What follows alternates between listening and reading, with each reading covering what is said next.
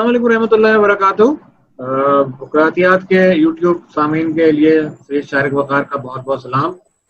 आज हमारी बड़ी खुशनसीबी है कि हमारे साथ सैयद मंसूर हसन साहब तशरीफ रखते हैं, जो ICMAP institute of cost and management accountant of Pakistan के बहुत ही सीनियर फेलो मेंबर हैं। सैयद मंसूर हसन साहब माशाल्लाह समाजी, माशरती और माशी मसाइल में बड़ी गहरी नज़र रखते हैं और मंसूर साहब मुख्तलिफ NGOs के साथ भी वाबस्ता हैं। इसके अलावा कौमी असम्बली का इलेक्शन भी लड़ चुके हैं और एक बड़े ही पुरअज़म समाजी कारकुन हैं। बाकी बातें मंसूर साहब अपनी ज़बान से आपको बताएंगे।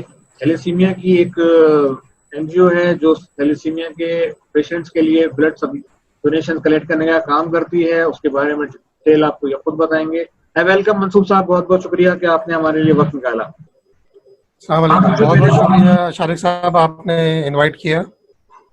सबसे पहले तो मैं गुजारिश करूंगा आपसे कि थोड़ा सा अपना ये जो थैलेसीमिया है इसके बारे में कुछ हमें आगाही दें कि ये क्या है, और आजकल जो ये कोरोना का इशू चल रहा है, क्योंकि हर तरफ हर कोई जो है वो कोरोना पे फोकस है और बीमारियों की तरफ उसकी तवज्जो नहीं जा रही, तो ये किस हद तक डैमेज हो रहा है इस मौजूदा सूरत हाल के अंदर, हमें क्या करना चाहिए? सबसे पहले तो मैं थैलेसीमिया के हवाले से ये बताना चाहूँगा कि थैलेसीमिया बज़ाते खुद कोई बीमारी नहीं है, बल्कि ये एक ब्लड डिसऑर्डर है जो कि जेनेटिकली ट्रांसफ़र होता है बच्चों के अंदर। और ये किस तरह ट्रांसफ़र होता है कि इसको ये समझिए कि पहले एक थैलेसीमिया के अंदर भी दो कैटेगरीज हैं, एक थैलेसीमिया माइनर कहलाता है और एक थैलेसीमिया मेजर कहलाता है। थैलेसीमिया माइनर बहुत सारे लोग हो सकते हैं, इसमें बड़ी मशहूर शख्सियात में अमिताभ बच्चन भी शामिल हैं, लेकिन अमिताभ बच्चन एक बड़ी नॉर्मल ज़िंदगी गुजार रहे हैं। इसी तरह दूसरे लोग जो थैलेसीमिया माइनर हैं बिल्कुल एक नॉर्मल ज़िंदगी गुजार सकते हैं। लेकिन अगर दो थैलेसीमिया माइनर की, यानी कि मर्द भी थैलेसीमिया माइनर हो और जो खातून है वो भी थैलेसीमिया माइनर हो, तो उनके यहाँ एक थैलेसीमिया मेजर बच्चे के पैदा होने के इम्कानात बहुत बढ़ जाते हैं।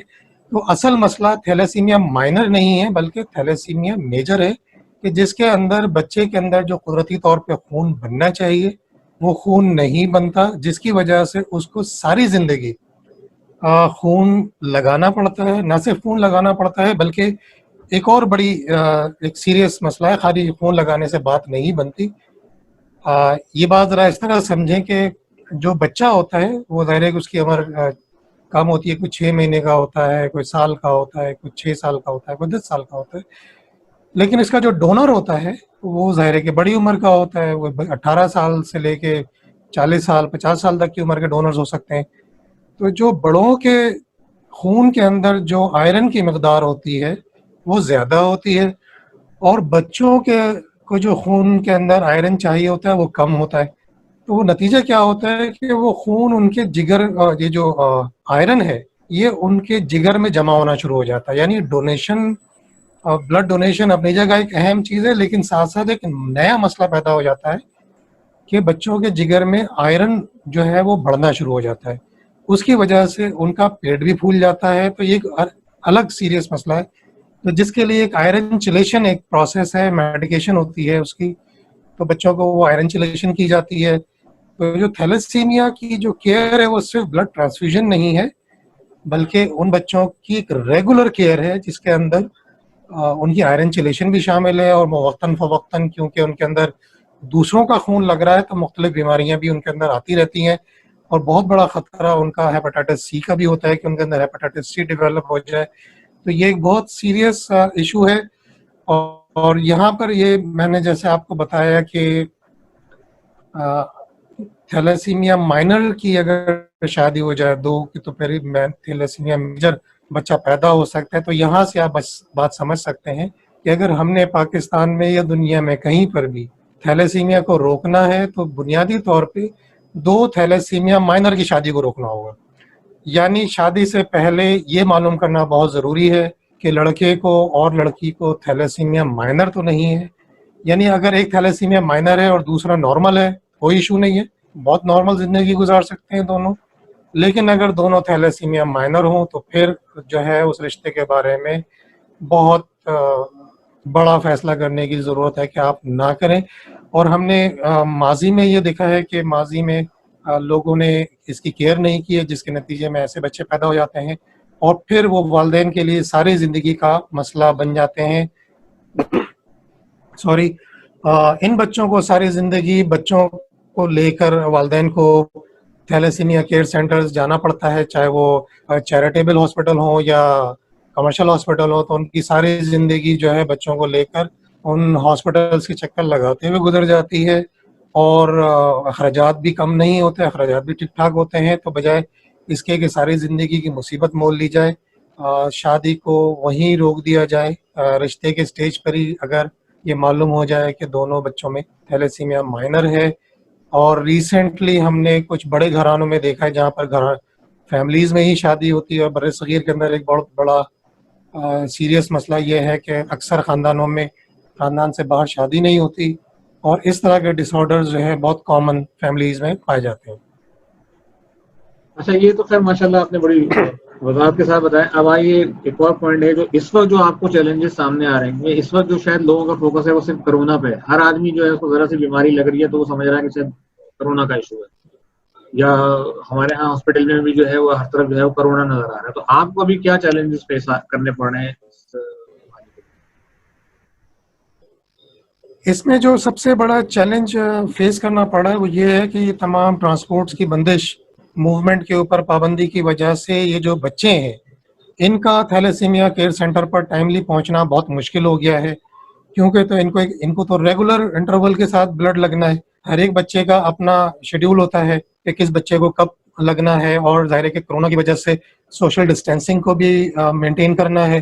تو پہلے جہاں ایک وقت میں ہمارے ہاں 30-35 بچوں کی بلڈ ٹرانسفیوژن ہوتی تھی، اب وہ 5 یا 6 ایک وقت میں کی جاتی ہے، کیونکہ اسپیس کا مسئلہ ہو گیا ہے.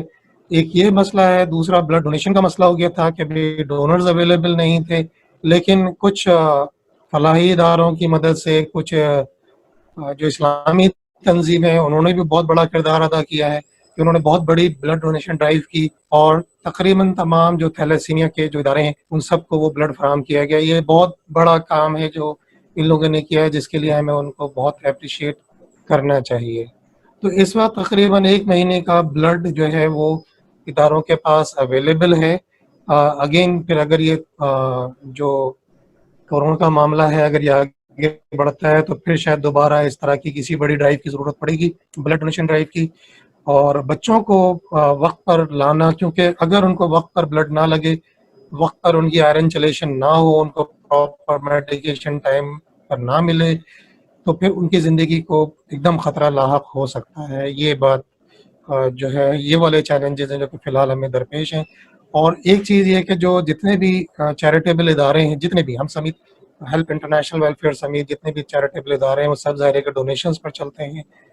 تو اس وقت جو کرونا کی وجہ سے جو ایک بڑا اکنامک سیٹ بیک آیا ہے ہر طرف، تو اس کی وجہ سے ڈونرز کے لیے بھی جو بہت اچھے معاشی طور پر ہیں ان کے لیے تو شاید اتنے مسائل نہیں ہیں، لیکن جو کہ ایک ایوریج ڈونر ہے جو کہ گھر سے بیٹھ کے بھی کچھ 1000 2000 5000 روپے کر دیا کرتا تھا، تو ظاہر ہے کہ اس کے لیے بھی ایک چیلنج بن گیا ہے ڈونیشن کرنا. ایک چیز میں نوٹ اے ڈاکٹر، ہم تو اکاؤنٹنٹ ہیں، اس حوالے سے میں ضرور پوچھنا چاہوں گا کہ ابھی جیسے یہ کرونا کا ایشو چل رہا ہے، ایک بندہ آپ کو تھیلیسیمیا کے لیے بلڈ ڈونیٹ کر دیتا ہے، اور خدا نہ خواستہ میرے منہ میں 2.5-3 منتھ خاک کہ اگر وہ کرونا افیکٹڈ نکلتا ہے تو آگے کیا ہم آپ جو آگے بچوں کو جو بلڈ سپلائی کیا جا رہا ہے تھیلیسیمیا کے پیشنٹ کو، تو کیا ایسی پاسبلٹیز ہیں کہ وہ پہلے کرونا کی ٹیسٹنگ بھی ہو جائے اس کے اندر؟ یقیناً اس وقت ایک بہت سیریس صورتحال یہ والی بھی ہے.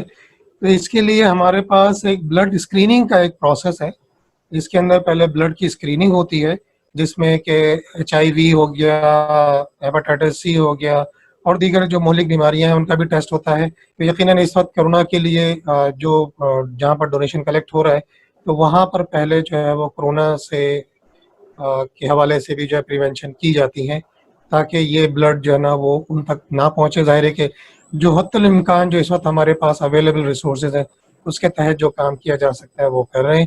یقیناً اس کے اندر ضرورت ہے ایڈوانسمنٹ کی، پروٹیکشن کی، پریونشن کی، بالکل ضرورت ہے. اور ہم سب کو یہ کسی ایک ادارے کے بس کی بات نہیں ہے، یہ ہمیں قومی سطح پر جو ہے وہ کام کرنا پڑے گا.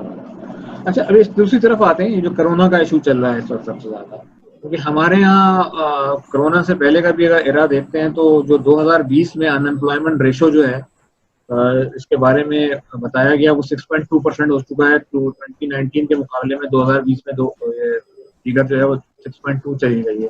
اور ہمارے جو معاشی ماہرین ہیں ڈاکٹر حفیظ پاشا صاحب وہ بھی یہ کہہ چکے ہیں کہ ان کو جو ہے ان امپلائمنٹ کا فگر 20 لاکھ سے اور بڑھتا ہوا نظر آ رہا ہے، یعنی یہ 1.5 کروڑ ہو چکا ہے. اگر ہم اپنی فگر نکالیں جو ہمارے پاس آبادی ہے پاکستان کی، تو تقریباً 1.5 کروڑ جو ہے وہ فگر پہنچ چکا ہے ان امپلائمنٹ کا. تو آپ جن اداروں سے وابستہ ہیں، ابھی ظاہر ہے دہاڑی دار طبقے سے لے کے، یعنی ڈیلی کے 100 روپے کمانے والے سے لے کے 10 لاکھ روپے ماہانہ کمانے والے تک یا اس سے اوپر زیادہ کمانے، سب لوگ جو ہیں وہ کسی نہ کسی حوالے سے پریشانی کا شکار ہو گئے.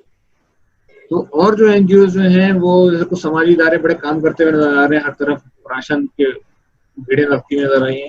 آپ کے ساتھ جو تنظیمیں وابستہ ہیں وہ کیا کر رہی ہیں؟ اچھا، اس کے اندر ایک تو چیز مزید سمجھنے کی یہ ہے کہ جو اکنامک کنڈیشنز ہیں وہ کیا ہونے جا رہی ہیں.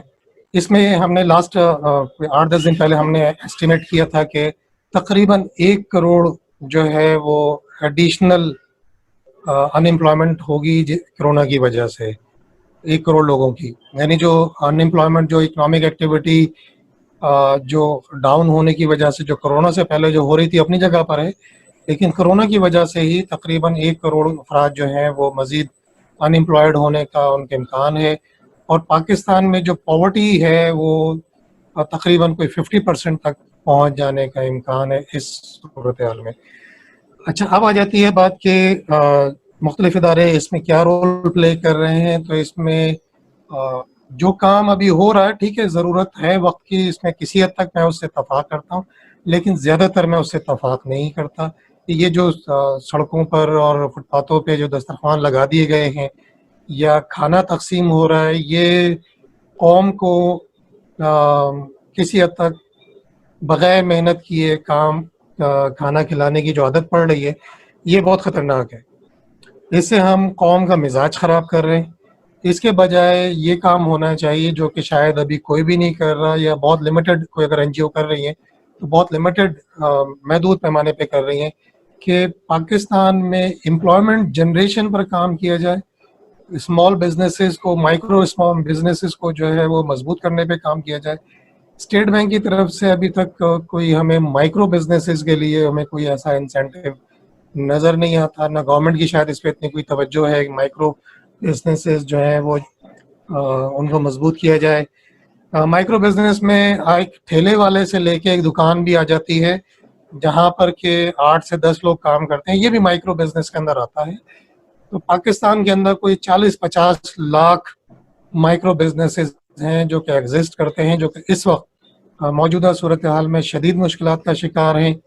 ان کے لیے قومی سطح پر کوئی پالیسی میکنگ ہونی چاہیے، کوئی قانون سازی کی ضرورت ہے تو وہ ہونی چاہیے، اور امیڈیٹ اس کے اندر کوئی جو فائنینشیل میجرز ہیں وہ لیے جانے چاہیے، تاکہ یہ جو امپلائمنٹ کی جنریشن ہے، جو کہ اکنامک ایکٹیویٹی کی جنریشن ہے، وہ ہو، بجائے اس کے کہ ہم راشن جو ہے وہ گھروں میں پہنچا دیں. یقیناً راشن کسی حد تک سپورٹ ضرور کرے گا غریب لوگوں کے لیے جن کے پاس کوئی ذریعہ آمدنی نہیں ہے ان کو، لیکن لانگ ٹرم بیسس پہ یہ نہایت خطرناک ہے.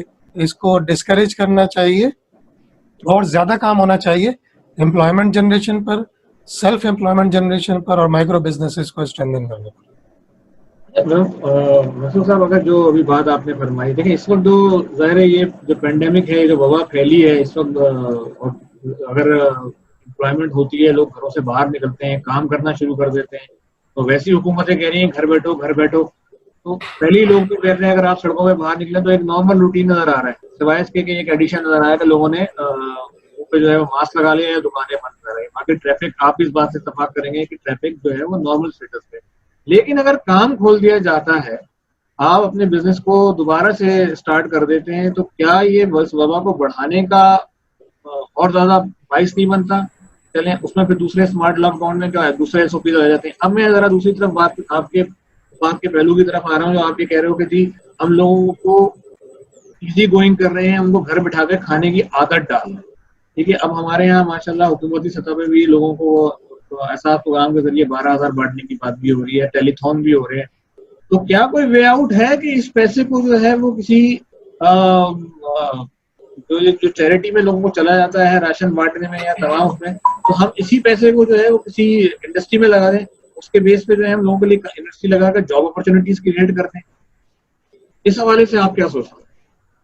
اچھا, اس میں دیکھیں دو پہلو ہیں. پہلا جو آپ کا سوال تھا کہ بھئی کہ جو سوشل ڈسٹینسنگ ہے اس کا کیا بنے گا اگر ہم بزنس ایکٹیویٹی اسٹارٹ کرتے ہیں. تو اس میں جو ضرورت ہے نا وہ احساس ذمہ داری کی ہے.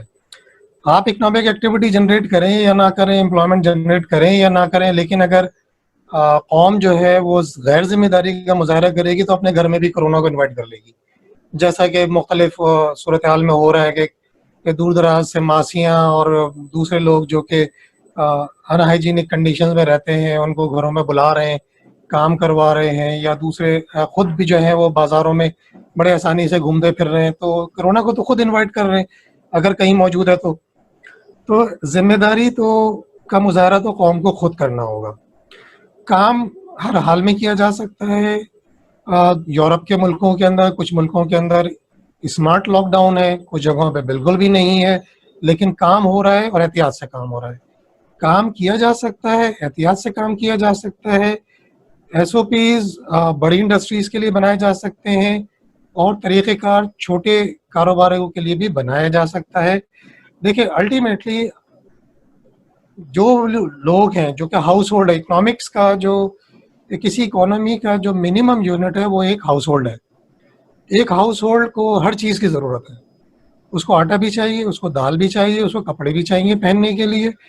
پرائرٹیز کا فرق ہو سکتا ہے کہ کس وقت کیا چاہیے, لیکن چاہیے سب کچھ. تو وہ جو چیزیں فوری طور پہ چاہیے جو کہ اس وبا کی صورتحال میں موجود ہے, تو اس کے لیے طریقہ کار وضع کیا جا سکتا ہے, بجائے اس کے کہ شور و غوغا بنایا جائے. خواہ خواہ کی جو ہے وہ اچھل کود دکھا کے ایکٹیویٹی دکھانے کی بجائے ضرورت کے تحت جو کام ہونا چاہیے وہ کام کیا جائے. جو کاروبار کھلنے چاہیے ان کو طریقے سے کھولا جائے, کام کرنے دیا جائے احتیاط کے ساتھ. ان کو یہ جو سینیٹیشن ہے, یہ پروٹیکشن جو چیزیں ہیں وہ ان کو حکومتی سطح پہ پرووائڈ کی جائیں تاکہ جو وبا کے پھیلنے کے امکانات ہوں وہ کم سے کم ہوں. اور جو ساری جو چیز آ جاتی ہے کہ اکنامک مینجمنٹ ہماری جو ہے وہ کیسی ہے, یہ نیشنل لیول پر بھی اور پروونشل لیول کے اوپر بھی یہ ٹیسٹ آ جائے گا کہ جناب کہ ہماری جو اکنامک مینجمنٹ ہے وہ کیسی ہے اور ہم اس کو کیسے انفورس کر سکتے ہیں. یہاں پر ہماری جو لا انفورسمنٹ کی جو ہماری اسکلز ہیں یہ ہماری سامنے آ جائیں گی کہ اگر ہم یہ مینٹین نہیں کر سکتے تو پھر وبا ہو یا نہ ہو ہم اپنے ملک کو نہیں سنبھال سکتے. یہ بات ہوتا ہے. پہلی چیز تو یہ ہو گئی, پہلے سوال کا جو آپ کا تھا اس کا جواب تو یہ والا ہے. دوسرا اب ہم آ جاتے ہیں کہ اس پیسے کا کیا کرنا چاہیے. اچھا دیکھیں, اس میں ایک اور چیز میں ایڈ کروں گا کہ ایک ویلفیئر اسٹیٹ کے لیے, فلاحی ریاست کے لیے بہت ضروری ہے کہ وہ اپنے لوگوں کے ضروریات کا خیال رکھے. اور جو لوگ واقعتاً کچھ نہیں کما سکتے, جیسے معذور ہیں, جیسے بیوائیں ہیں اور یتیم ہیں. بیوہ سے مراد وہ نوجوان بیوہ نہیں ہے جو کہ جاب کر سکتی ہے یا کوئی کاروبار کر سکتی ہے.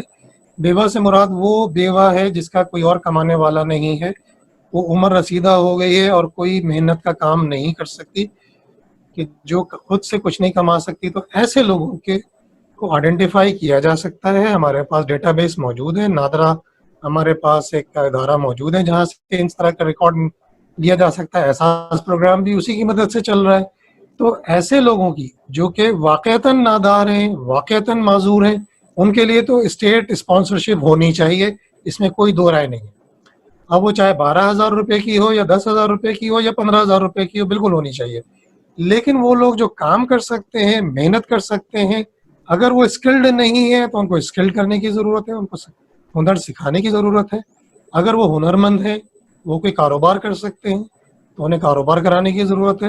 دیکھیں کاروبار کرانے کے لیے بہت بڑی رقمیں بھی نہیں چاہیے ہوتی. یہ ہمارا بھی تجربہ ہے, ہم بھی مائکرو بزنسز کو سپورٹ کر چکے ہیں کہ 20,000 روپے سے بھی کاروبار ہو سکتے ہیں, 80,000 روپے سے بھی کاروبار ہو سکتا ہے, جہاں پر کہ 30 40 لوگ کام کر سکیں. یعنی 1 لاکھ روپے کے اندر ایسے ایسے کام بھی ہو سکتے ہیں. تو بات سوچنے کی, سمجھنے کی اور طریقے سے کرنے کی ہے. تو چھوٹے کاروباروں کو, جو مائکرو بزنسز ہیں, جنہیں مائکرو بہت چھوٹے کاروبار ہیں, ان کو اگر ہم آسانی سے پروموٹ کریں, آسانی سے ہو سکتے ہیں. کم سے کم ایک فیملی کو تو وہ سپورٹ کر ہی سکتا ہے.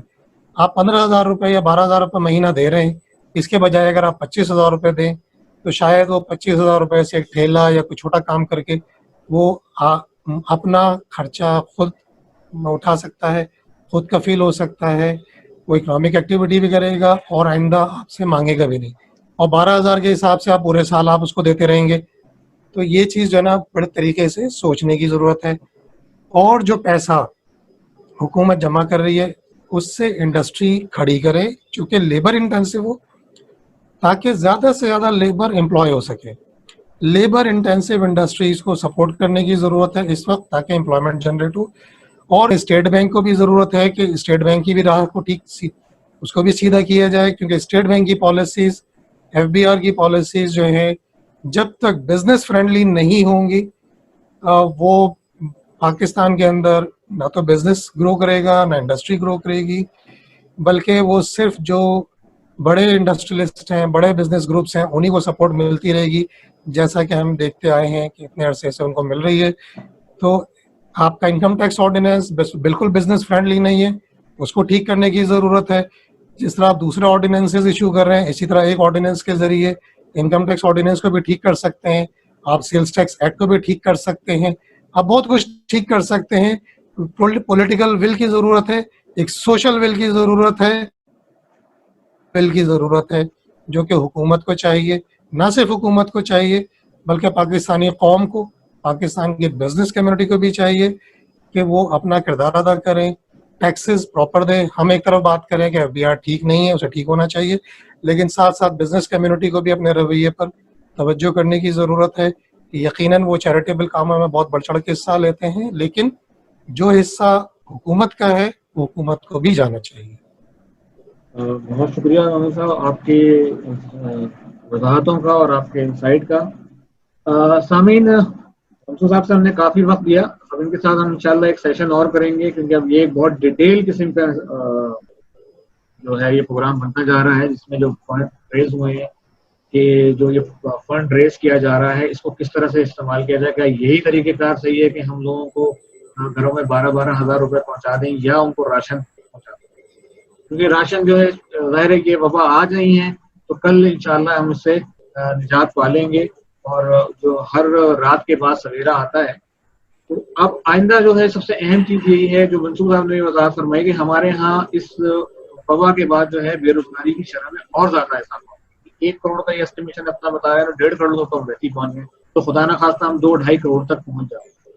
تو جاب اپرچونیٹیز, کیونکہ یہاں بہت سارے بزنس تو ویسے ہی شٹ ڈاؤن ہو رہے ہیں, کیونکہ اب ایف پی آر کو اپنا صرف ٹیکس کلیکشن نہیں سوچنا, بلکہ اس میں یوزر فرینڈلی جو ہے وہ انوائرمنٹ بنانا ہے, بزنس یوزر فرینڈلی انوائرمنٹ بنانا ہے. ٹھیلے والے کا بھی بزنس اتنا ہی امپورٹنٹ ہے جتنا کہ ایک فیکٹری کے مالک کا ہے. اب یہ کون سا طریقہ کار ہے, کس طریقے سے ہم نے جو ہے اپنے ہاں جو ہے جاب اپرچونیٹیز اور اپنی انڈسٹریلائزیشن کو ترقی دینی ہے, اس کے لیے ایک بڑا سیشن چاہیے. انشاءاللہ منصور صاحب کو ہم دوبارہ انوائٹ کریں گے اور ان سے اس پہ ڈیٹیل میں بات کریں گے کہ وہ کون کون سے بزنسز ہیں جو ہم اس پہ کر سکتے ہیں. اور پھر ظاہر ہے اس کے اندر ہمارے علماء کا جو رائے ہے, ظاہر ہم لوگ پروفیشنلز ہیں, کس حوالے سے بات کریں. میں ایک چھوٹا سا منصور صاحب 1 منٹ اوپینین لے لوں گا کہ وہ اس حوالے سے کیا کہتے ہیں کہ مجھے نہیں پتا کہ صاحب یہ جو چیریٹی کے لیے جو فنڈ اکٹھا کیا جا رہا ہے اس سے کینسر ہسپتال میں کیا کسی بھی تھیلیسیمیا کے مریض کی تو مدد کی جا سکتی ہے, لیکن اس سے کوئی فیکٹری کھڑی کی جا سکتی ہے, وہ پروفیشنلی کیا رہا ہے, اور ظاہر ہے اسے مذہبی علماء کس نظر سے دیکھتے ہیں یا ہماری عوام کس نظر سے دیکھتے ہیں, تو ایک علیحدہ ایشو ہے. جسٹ کلوزنگ سے پہلے 1 منٹ میری نظر میں کوئی بھی ڈونیشن, چاہے وہ کسی بھی نام سے جمع کیا جائے, چاہے وہ زکوٰۃ کے نام سے ہو یا خیرات کے نام سے ہو یا کسی بھی نام سے ہو, اس کا ایک ہی مقصد ہے, وہ ہے انسانیت کی فلاح, اور انسانیت کی فلاح جو ہے وہ مچھلی کھلانے سے زیادہ مچھلی پکڑنا سکھانے میں ہے. میرے خیال میں مختصراً اس سے زیادہ بہتر بات کی نہیں جا سکتی. بہت شکریہ, تھینک یو ویری مچ. انشاءاللہ سامعین اپنے رائے سے ہمیں ضرور آگاہ کیجیے گا, ہمیں فیڈ بیک دیجیے گا. ہمارے یوٹیوب چینل کے اوپر جیسے جیسے آپ سر آ رہے ہیں تو اس پہ فیڈ بیک دیجیے گا. ہم انشاءاللہ گائے بغیر اب ایک سیشن ان کے ساتھ پہنچ کریں گے, اور اس پروگرام کو اور اکنامک ایکٹیویٹیز کے حوالے سے جتنی بھی ہم سے بہتر سروسز اپنی قوم کے لیے ہو سکیں گی ہم انشاءاللہ دیتے رہیں گے. بہت شکریہ منصور صاحب, thanks for your precious time. Thank you, بہت شکریہ. اور ہمیں اپنی قیمتی رائے سے, اپنی قیمتی انسائٹ سے نوازا. بہت شکریہ. Thank you. اللہ حافظ. اللہ حافظ.